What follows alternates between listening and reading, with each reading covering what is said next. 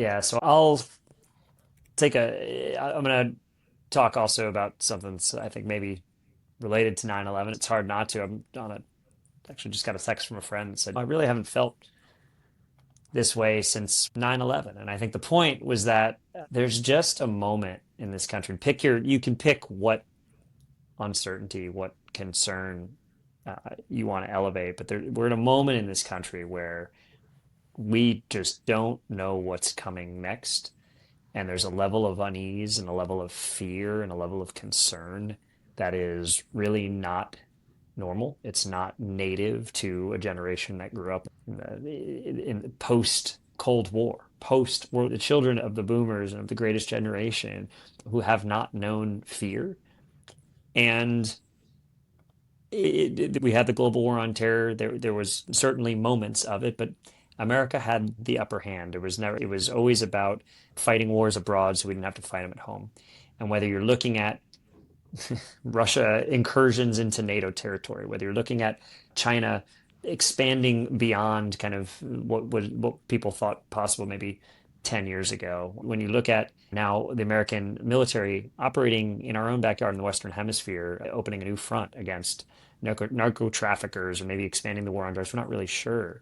Every day it feels there is another spate of senseless violence. In the last week, we've watched a 31-year-old father of two young girls be shot on a debate stage through in a gruesome attack.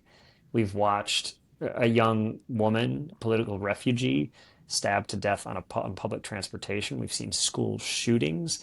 As we're taping this, there's news of potentially a shooting at the Naval Academy, which, is obviously near and dear to our hearts here.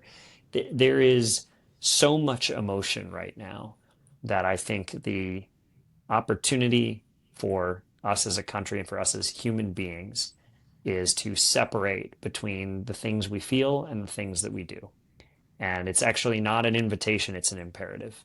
If we can't, as a country, separate the fear that we feel, the loss of control that we feel from taking actions that our sober selves would rarely think prudent, we're going to just see more and more of this. And so you're going to hear calls from political calls to ramp down the pressure one day and then go back to blaming people the next. That's what politicians do.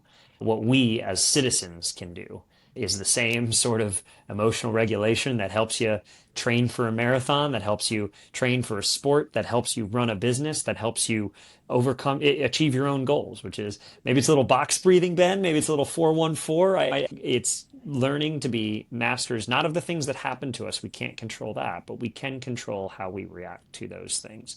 Clearly, there's a lot of people hurting. There's a lot of people who are concerned with the future of our country, and we all should be.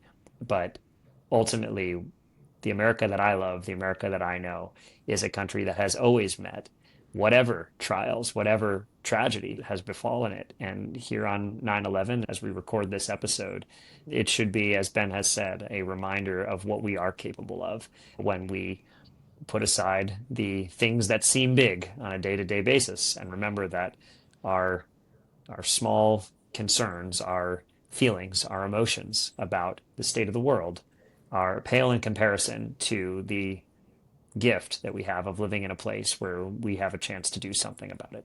So I'll leave it there. Thanks for watching.